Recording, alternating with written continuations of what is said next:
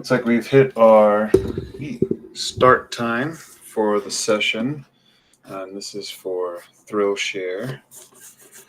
And I'll be monitoring the chat for you. If any questions come up and there's a break, I'll let you know about questions. And we also have a parking lot for maybe more complicated questions or ones that we don't have time for that you can get access to. And towards the end of the session, I'll share the link to the form everyone can fill out for their attendance.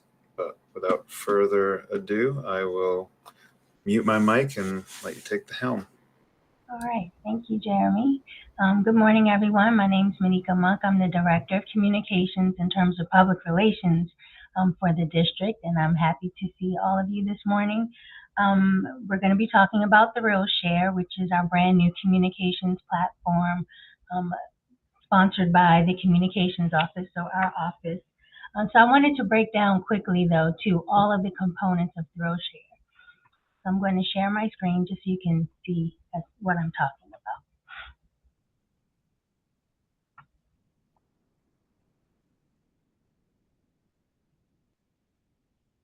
So can everyone see this purple and lime green form PDF? Yes, I don't know. Yes, great. All right, so just to be clear, Aptigee is the company that made Thrillshare, which is the platform that we use now as part of our communications outreach. And again, as I said, the Communications Office manages all of Thrillshare. We are the conduit between Aptigee and the district for our staff. So there are 5 components within Thrillshare. The first, as you see, is the content management system, which is essentially all of the websites. So our district page, as you know, has changed, as well as all the school websites. So we manage all of those, and that falls under the content management system. Typical employees who use the CMS part of the system are principals, assistant principals, principal secretaries, and anyone who's really been assigned to do social media for the district or for their school.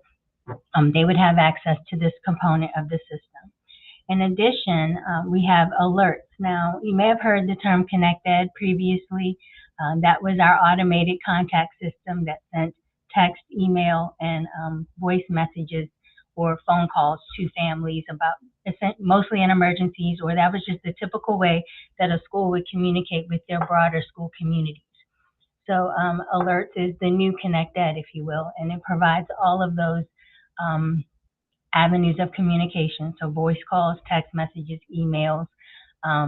It can do social media and push notifications as part of the live feed, which is part of the content management system, but it does have those capabilities. And the biggest bonus for us in terms of moving to alerts is that we can translate into several different languages. And if we're doing push notifications or anything through the web, anyone who has their phone set to a preferred language, they'll receive that information in their preferred language. The third component is newsletters, which is called Engage. It allows for us to make sure that all schools have sort of equitable access to a newsletter feature that they can use. It also helps us to sort of streamline newsletters and how much information or how little information that families are getting to make sure that they're getting more from their schools by providing an easier, convenient platform for any school to send out information. And then we have the mobile app, which is, again, integrated into some of the other components. And as you know, it also has a rooms feature. So with the mobile app, I think you already know there's an events calendar. That, again, you can see live feed, and you can customize which schools you follow to make sure that you're getting up-to-date information from the schools that, you know, directly affect you. And then there's rooms, why we're here today. This is a new venture for the Communications Office especially. We knew that there was a need for teachers to have a way to communicate, especially with the ability to translate with families. We know that they had been using Google Voice and other means, but this because it was already a component that came with this platform, we thought it would be a great one-stop shop for many staff to be able to use rooms and make sure that they're keeping, or maybe hopefully even growing, a family connection between the classroom and home. And so we thought that this would be a great tool to be able to offer to staff. So I just wanted to go over those really quickly, just so that you would understand the whole platform within itself. And again, Rooms is a new venture for us, so we thank you for hopping on the ride with us. I can't thank you enough for the spring trainings that you delivered last spring, and some of you did this fall. It was extremely helpful. I think many of you had lots of enthusiasm, which really helped us to lead into this new school year and have a good rollout. It's a brand new thing, and with anything new and with anything that's changed, there are challenges. And so I also appreciate how patient you've been as we've worked through those, hopefully to make this a really good system and tool for, again, teachers and families. A couple of things, well, maybe I'll see if you have questions before I go further. So I think this will definitely be more interactive. We're in it. You already sort of know what Rooms is. And I'm definitely curious to hear some of the challenges or feedback that you have now. We will be gathering that definitely as we lead into second semester. So this is an ongoing process. I know many educators are still not in the system, and some of that is by design, but there's also, I think, a few misperceptions. One of them being that this is being forced upon teachers in a way. If you don't have, or for the staff members who do not have access to Rooms at this time, right, it would be unreasonable to say that they have to use a system that they're not allowed to use yet. So obviously, email never going away. That's always an option for a staff member if that's where they feel more comfortable. If Google Voice is still here.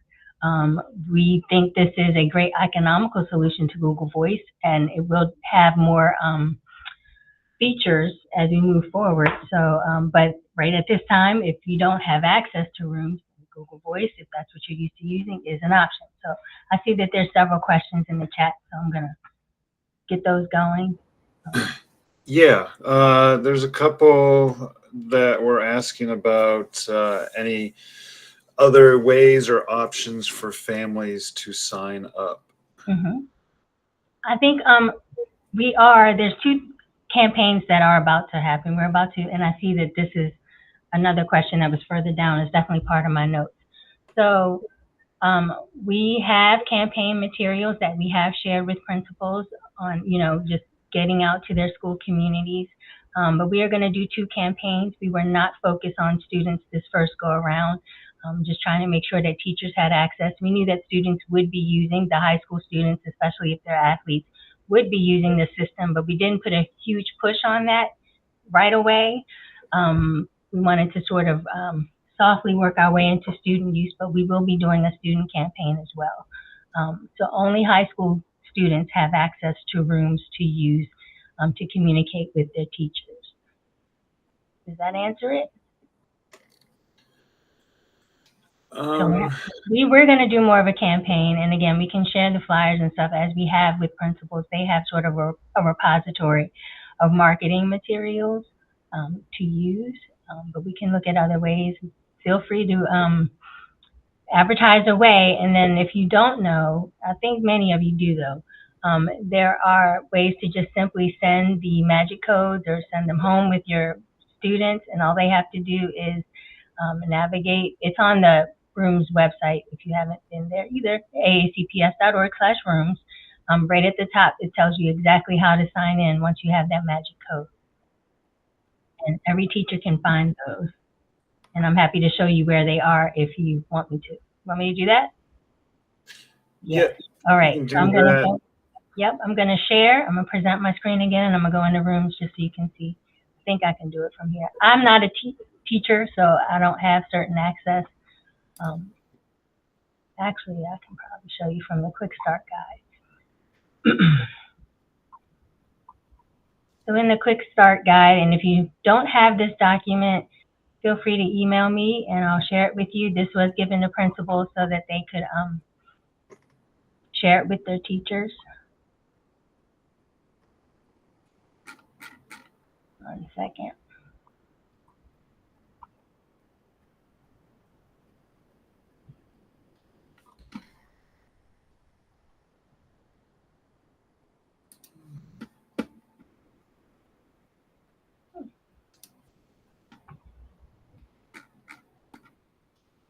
All right, I had my guide ready to go and I cannot find it right now. You know how that goes.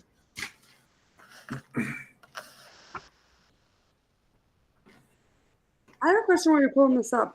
I was told, I went through like the rooms, like the people on rooms are great. They answer, they're very helpful. They are. And they were telling me that like based off of policy, like we're not allowed to send those codes home in book bags. They can only be shared over the phone or over like a confidential email.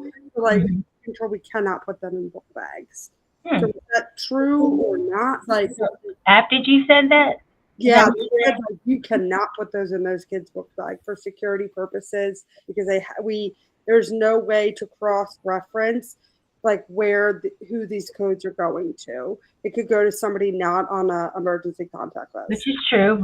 A parent could do that no matter what, right? Yeah. I mean, you know, we don't encourage it, and of course, we don't publicize that anywhere.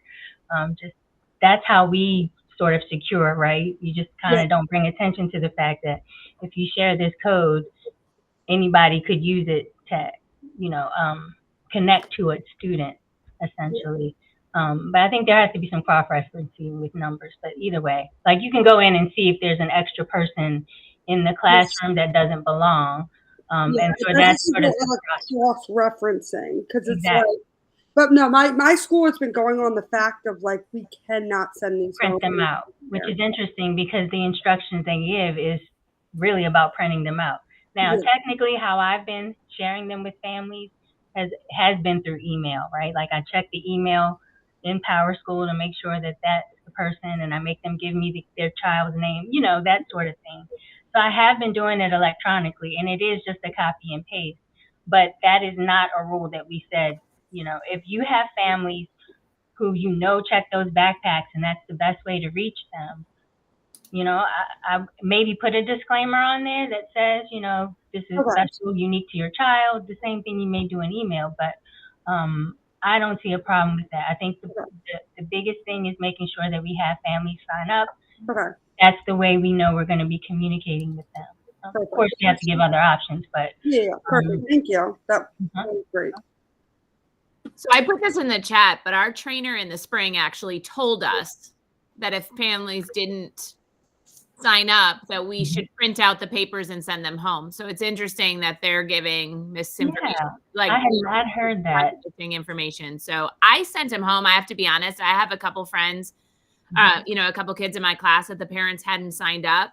And I was able to get another 3 parents signed up just by sending that paper home. So for me, that was successful, but I still have a couple that have not signed up and I've sent multiple copies and they're just not signing up. So that's been the tricky part, is that they're not like automatically, whereas with the district, you know, when you would send an email, it goes to all of the contacts like this. They're not automatically enrolled. They have to enroll in it. Right. Yeah. That one-time sign up. And that's what I also just try to stress. We get you in there one time, we promise we won't harass you about it again. But yes, we'll do a campaign across the district, I think, that, you know, another push. We just really wanted to get things settled a bit. And we'll push again very soon. All right. And there was a couple application questions here. One was, can students access room messages through the app? Yes. Yes. And the magic code for the students is the same as it is for their families, right? So that code that you're grabbing, all you would have to do is have the student sign in with their AACPS.org email and use that magic code to sign them up. Some teachers have been really helpful with helping students do that again, but that's with no instruction from us. Again, it's been a light sort of launch for us for students. So we're going to push that and make students more aware that that's what they would do, high school students. Okay. And Amy Matheson, I'll send your question over to Tracy or someone from Office of Technology. I think they might know our Paylog a little bit better. But there were a few questions about access. I know, like guidance counselors, basically staff that don't have active classes Right. in SIS. But we have coaches for sports teams that kind of fit in the don't have classrooms. Has there been any update on ways to get those types of people access to certain rooms? So the coaches still should be able to get to their teams. If there's someone who can't, let me know, and I will make sure that that's squared away. It's largely student services staff, right, that who don't have access at this time, and we will look to make sure that they are integrated for the second semester. That includes, I know, teachers' assistants, other staff who don't have teacher in their title, essentially. We will look to add them second semester. We really need to be clear from the district level once we know that we have teacher profiles straight on who we're adding, because I think, again, there's a discrepancy in which components certain people should be using. And so that's why I wanted to even, again, introduce the components to you. So, for example, principals have always used ConnectEd, right, to send to their school community. They can break down into smaller groups and do certain things through alerts, and helping to make sure that staff understand that alerts is really for larger school community notifications, or if you'd already been using that platform and you have groups of students, it could be an after-school group, for example, through the school counselor, who I think would often say, hey, can you send this to a certain group of students? Those capabilities still exist in alerts, which means it's probably not really necessary to have a room for that. So again, just trying to make that clear, especially as we add more staff to the system. But second semester is the goal, because now we're going into feedback mode where we'll do focus groups with current users through the next 2 months, essentially, November, December. And so that we'll have a good rollout again for second semester and another push. And I'm appreciating all the assists in the chat with people answering questions as they come. So that's been great. And yeah, feel free to raise your hand if I glaze over your question. I'm also looking up I've emailed the magic code instructions a gazillion times, so I'm at least going to make sure I copy them and throw them in the chat so you don't have them, since I couldn't find them online. But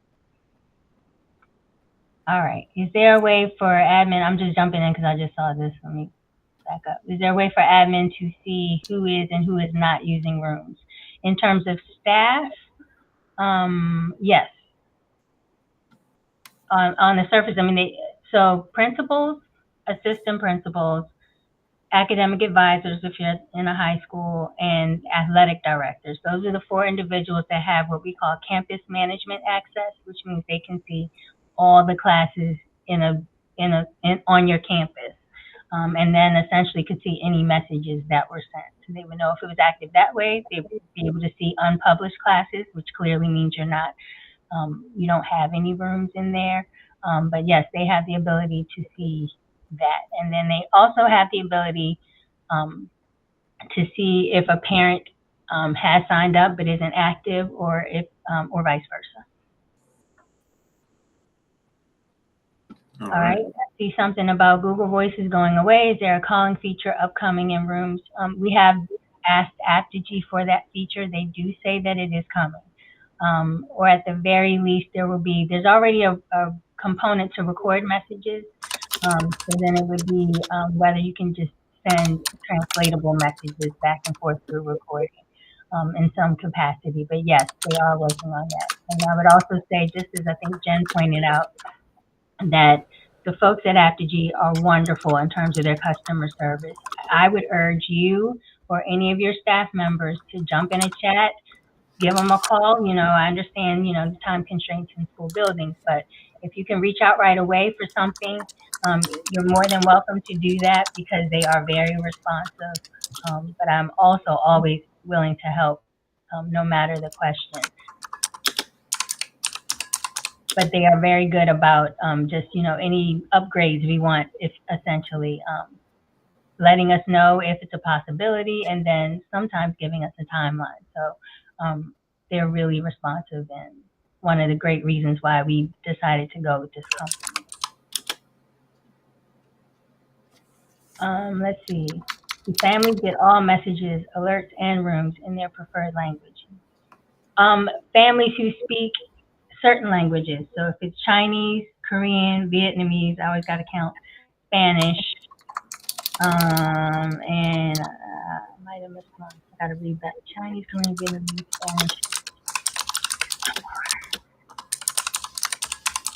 There's another. I'm sorry, I'm drawing a blank. But there's 5 main languages plus English that we send messages home to no matter what, as long as we hit translate. So that would be through alerts. That's how they would be sent. If they have their phone set to their preferred language, and they're using the app just like they would with Rooms, then they will get the translation in whatever language their phone is set to. So it could go beyond the 5 to 6 languages that we offer. So a teacher sending a message is going to the language that they prefer if they're using the app. Most likely, if they're getting that email, they already have that preference set up in their email as well. So yes, they're being translated. All right. I was told that eCoaches were not allowed to put Rooms on their pay log. Are we allowed to support teachers with Rooms now? That is a OIT question. Yeah, I put a response in the chat. It's that there is no answer yet, but be patient. Right. And so, and that again, as I want to point out, this is uncharted territory, I think, for especially the communications office in terms of rolling out a platform to instructional staff. But again, trying to provide another avenue to hopefully just keep or enhance the connection between home and school is our goal. And we're just trying to support that the best way possible. But this is uncharted territory, especially it's a communications platform. I understand it's not necessarily instructional. I know we got old LMS moving to a new LMS. I know that there's a lot going on. So it's a partnership on our end, and that we're willing to help with, but anything that OIT, instructs or directs is the way to go with that. And again, our office is here to support and help and facilitate.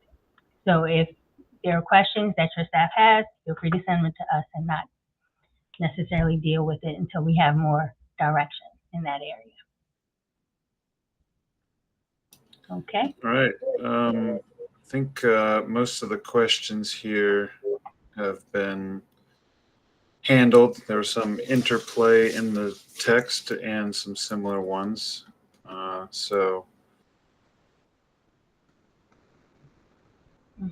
I know, again, I think there's still some misperception about who has access and who doesn't. So any teacher who is not the teacher of record, though, but again, if they have instructional responsibility, or if they have teacher in their title, they should be in the system for a homeroom teacher, essentially, to add them to their class so that they have the same privileges of having that class sort of organized, right, by the homeroom teacher, and then being able to share information or send messages individually or whatever they need to do within that room. For now, that is how it is organized to make sure that non-instructional, but I mean not non-instructional, but non-grading teachers have access. all right, a couple of questions popped up here. The expected usage by teachers with Rooms, what's that at this time? Is it? That is totally, well, there's 2 things there. There is none, I guess I could say, because it's not a requirement. But some of it I would have to defer to principals. So principals have the overriding authority when it comes to operationally how they want to use rooms in their buildings in terms of that part of the expectation. But again, from the district level, there's no requirement because it's not offered for everyone yet. And we have other platforms that are still available. There's no expected usage other than we would hope that you would find it useful enough to think that it's, the best way to go.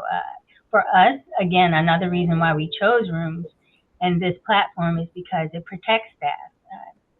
We have access. It's confidential. It's a more secure than the Google products, especially, which is why we thought that this would be a good way to go, and especially in terms of message retrieval. Okay. Has there been an update on merging co-taught classes? I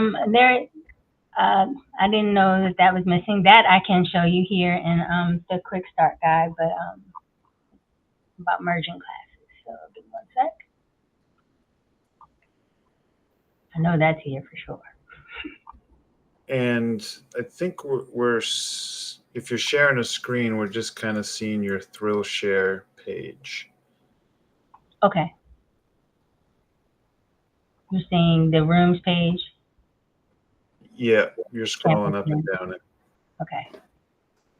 All right. Yep, let me send those directions to.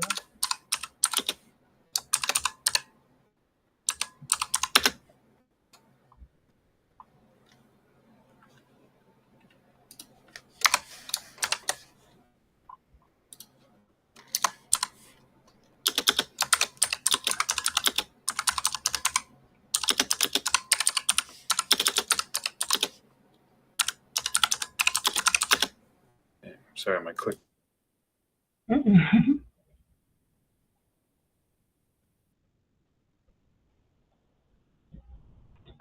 So I apologize. It isn't, it is, share this tab.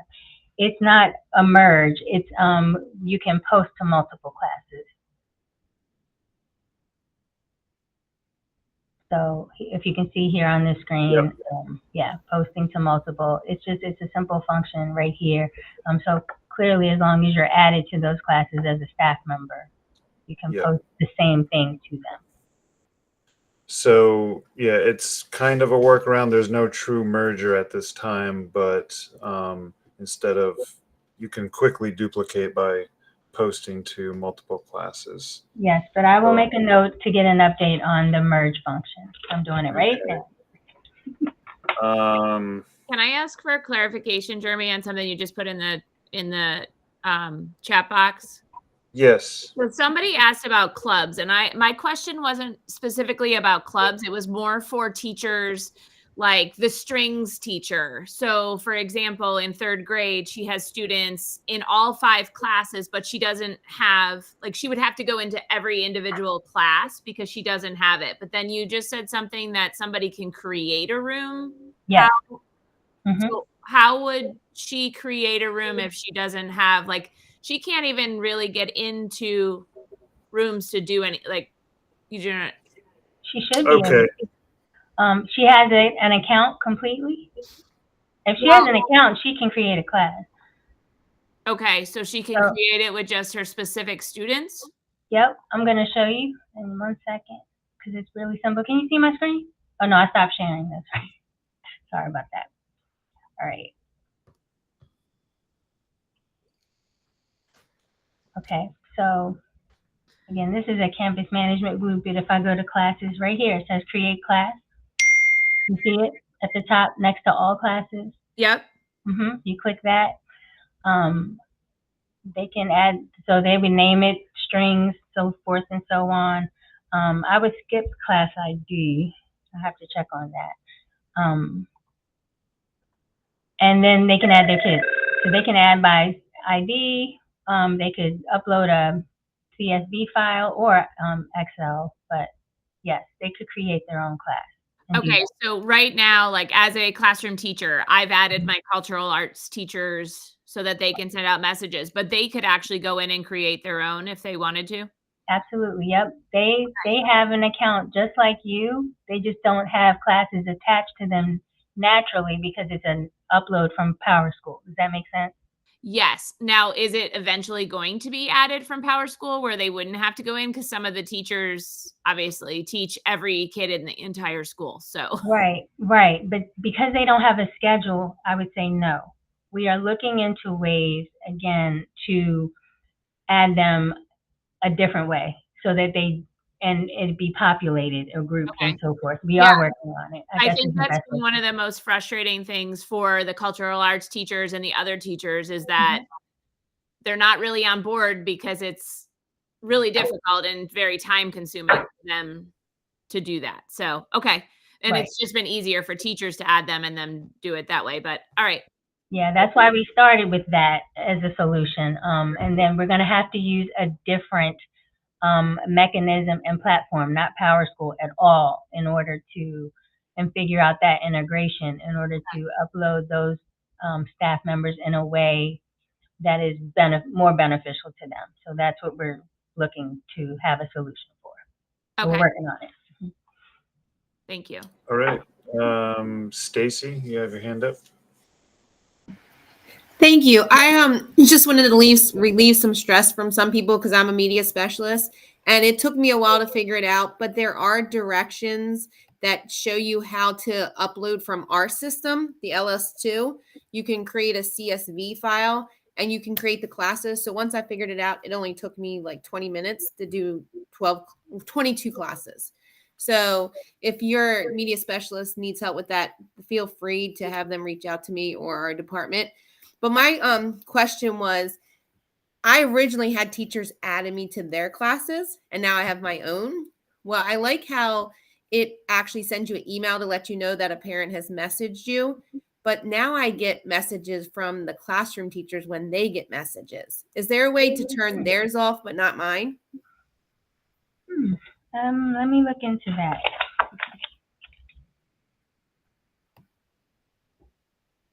Their messages. So when different from if they send an announcement, right? You're talking about when a parent sends them a message, you're notified as well. Because you're technically co-owner of their room too. Right. So I don't mind seeing the announcements because it will say like Mrs. Knight made an announcement. I just ignore it. But when I get an email that says you have 2 unread messages in Thrillshare, I always go in and check them. And half the time or most of the time, it's not for me specifically. It's for the classroom teacher. Right. So I didn't know if there was a way to turn theirs off, but keep mine on. Mm-hmm. Yep. Let me look into it. I feel like that's almost like a privacy violation too, because they might be talking with something with the teacher that you don't necessarily need to know. I agree. Yeah, that's interesting. And I'm afraid of accidentally opening one up and then the teacher doesn't get the message. So that's my fear. Yeah, because I thought, especially with co-owners, that if you're direct messaging, it is a direct message, right? It's between the individuals involved. So I will look into that. All right. Was that your question, Stacy? Anything else? Excellent. All right. Wendy had a question. Yeah, it's not a question. I'm also a media specialist, and at the beginning of the year, since media and EEE are not teachers of records, I reached out to AACPS because I didn't want to be in 25 classes or 25 rooms and kind of get all of those messages. So I reached out to AACPS, and they made me a room per grade level. So I have one for kindergarten, one for first, second, third, etc. So, and EEE and I share that room together so that it's kind of our combined room. And that kind of was our workaround so that we can still message people with like the important stuff like book fairs and events that are happening in EEE, but not being part of the regular first grade, each classroom. So that was our workaround. Nice. And Apogee helped you create those rooms? They did. It took them like 2 weeks at the beginning of the year to kind of finally get them together, but it was off my plate. So I didn't have to worry about making CSV files because we also have to do that for Brightspace, make our CSV files. So there's a lot of setup at the beginning of the year for those people that are not of record. So it was easier to have Aptigee fill them out instead of us going in and doing that. So it was just a good workaround. All right. Thank you. Amy. Hi, yes, I just had a question because my counselor and my behavior specialist, they need to put things on the website and they don't have access to it. So I'm wondering if there's any way that I could get them access or what the holdup is on that from Aptigee. And so access to add content to the website. All you have to do is Right. send me their names, and I'll make sure that they get it ASAP. Okay, thank you. Mm-hmm.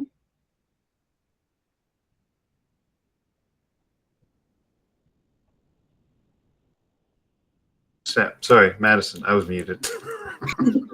I am also a cultural arts teacher in elementary school. I just wanted to hop in. So something that we found easiest, because as a music teacher, I have my own classes in Power School. So I have my own rooms for every single class that I teach. But the main thing that we use, obviously we use rooms for a lot of things, but we also use the behavior points. That's the big way that we've been using PBIS. So we wanted to make sure that everyone's points was in one location. So the easiest way that we have done it is the homeroom teachers have set up theirs, and then we just have been added. So all of my rooms are unpublished. I don't really use any of mine. I use it for my chorus because that's how I contact my parents. But everything I need to do is through the homeroom rooms. Then there is that that kind of issue with the direct messages and such. But we have been, I don't know if this, tell me if this is not correct, please. But for behavior stuff that is direct one-on-one, we still email so that we have that one-on-one privacy instead of using the direct messages. But that's in case anybody is struggling with how to balance cultural arts in all of the rooms. We have just been added and we manage everything all together with the homeroom teacher. Again, we're a small school. We only have 13 classes, so it's a little bit easier to manage. But that's the best way that we have found to manage everything all at once. And I do have a note again for Aptigee about upgrades that would include how you can share behavior across a team or, related to the kid's schedule so that any teacher associated with that schedule can see the child's behavior across without having, to do other workarounds. But yeah, so we've asked for that upgrade as well.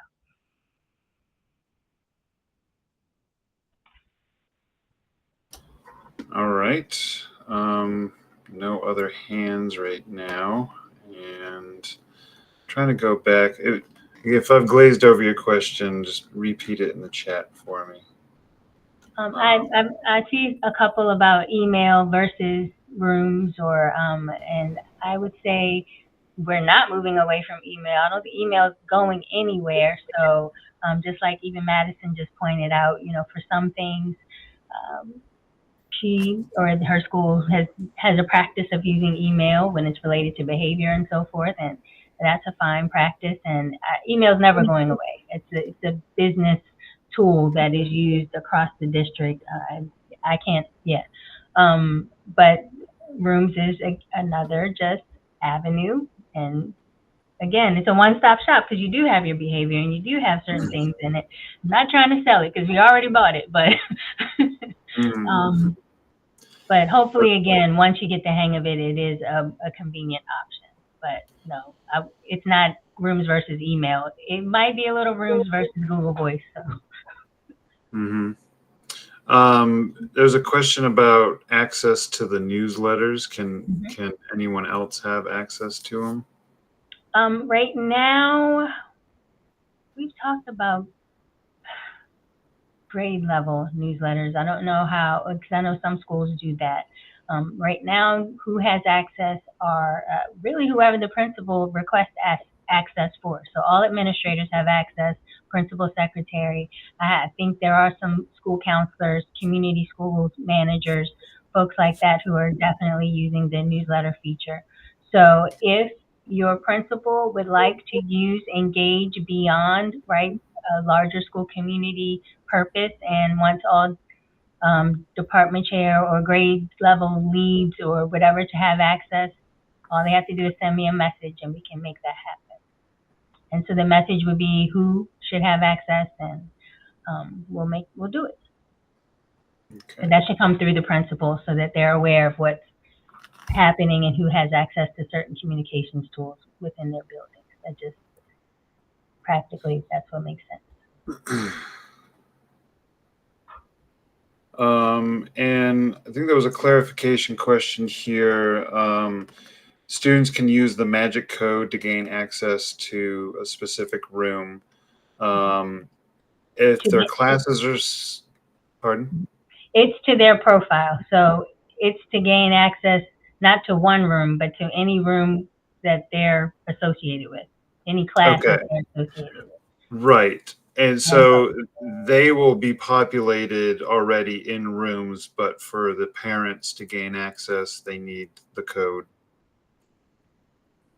to, yes. to get But in. a high school student to connect themselves to a room to get access would need the code as well. Okay. But it's the same code. And Sarah? Yeah, that was my question about the magic code and the high school kids. But to see, once they use their magic code, do they have to have the AACPS app on their phone to be able to actually see the messages in rooms like the parents do? I would think for the students, it would be the most convenient way to get the message. But no, I don't know how often students check their AACPS email, and I'm sure it varies, but that would be the other way. So to me, it sounds like, just from a generational standpoint, they probably would use the app versus, I don't know, again, like I said, how often they check their AACPS email, but that would be the way they would get the messages.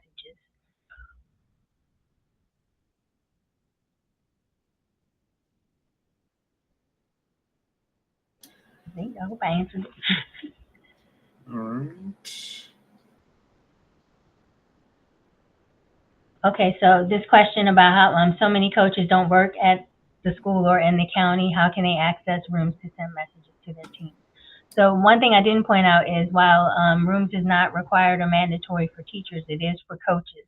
So we made sure that any coach, regardless of their full-time standing, they have access. They have an AACPS email address that is associated for them to have their own room for their team. So if they don't know it, they can talk to their athletic director, and they'll make sure they're connected, or I will. But that's how they're being connected.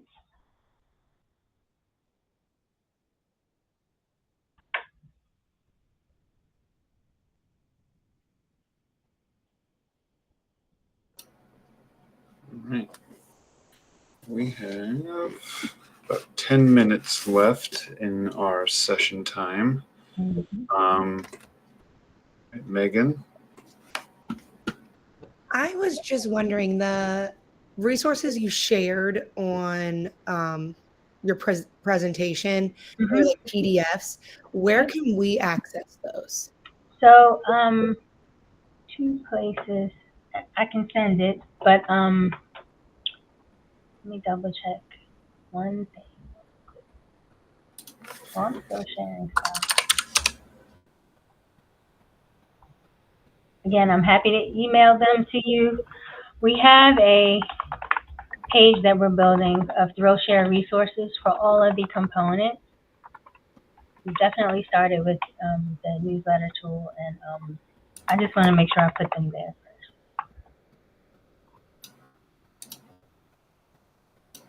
Yeah, so if you go to aacps.org/Thrillshare resources, okay, it is password protected just so that it can't be found in a Google search. And so the password is resources1, lowercase.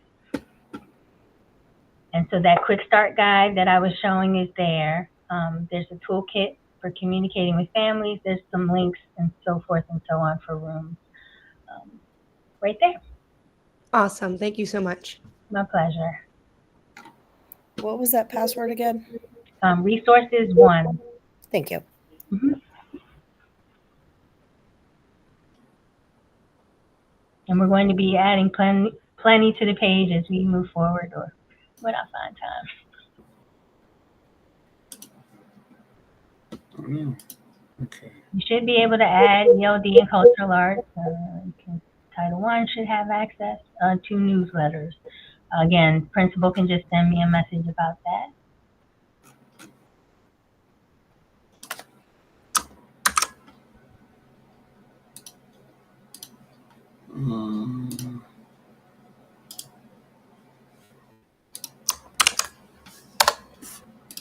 We're currently supporting rooms. Okay. Oh, snap. That's not the... That wasn't quite the link I was trying to share. Hold on. Open with...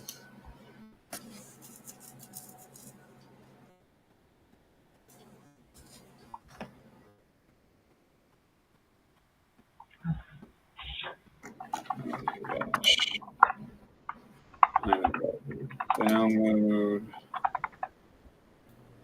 Can you repeat for me where to find that resource sheet? I got the password resources. Oh, never mind. You just shared the link. Thank you. Mm-hmm.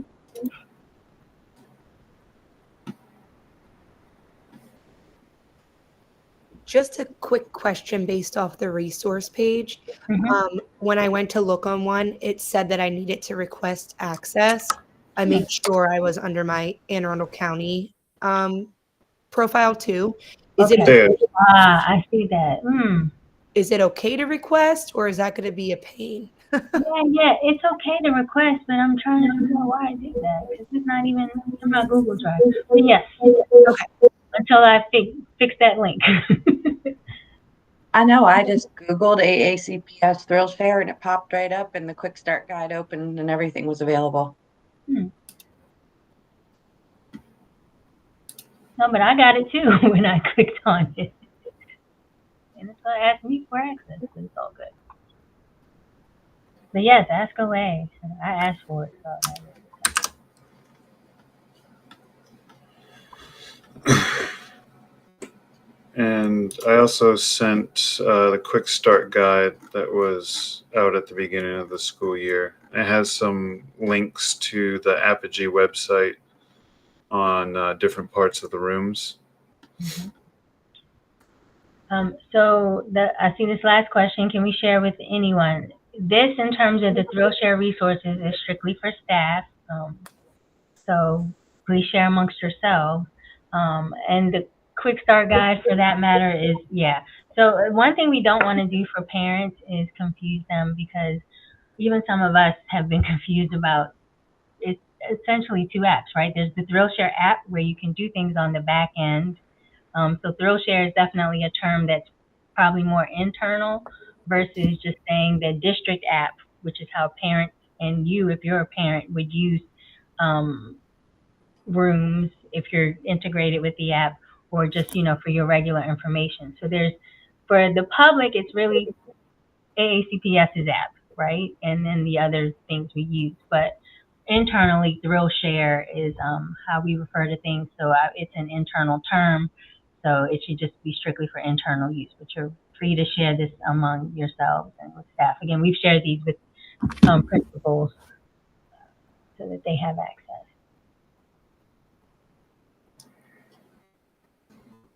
Okay. Anything else? I really appreciate your time and your questions, and again, your enthusiasm. Growing pains are hard, but I appreciate you for being right there with me. Well, thanks for your knowledge and taking the time to answer these things. Let me know if that code works for the session. Otherwise, you got that. And thank you again for all your help in this and bearing with my first facilitation. Oh, my pleasure. Good team. Again, email me. I don't mind. I will answer whatever I can and help in any way that I can. Excellent. All right. Well, I'm guessing the code is working because no one said anything. Phew. It's nice when technology works in your favor.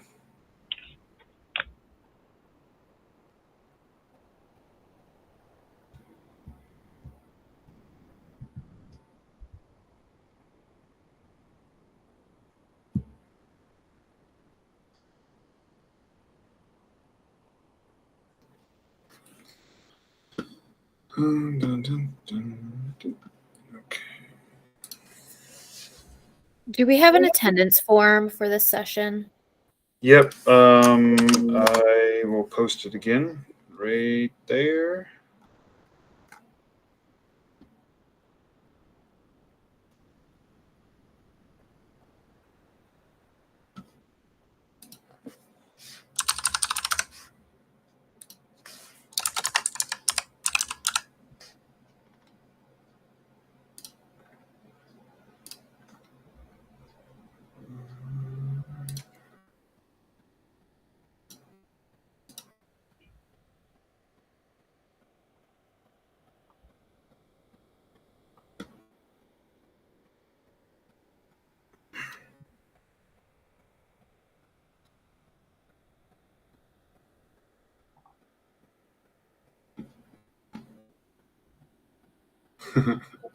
I made a note for the Office of Technology to like pillage all of the elementary cultural teachers, cultural art teachers, and the media specialists because they have so many good ideas on how to Yeah. use rooms.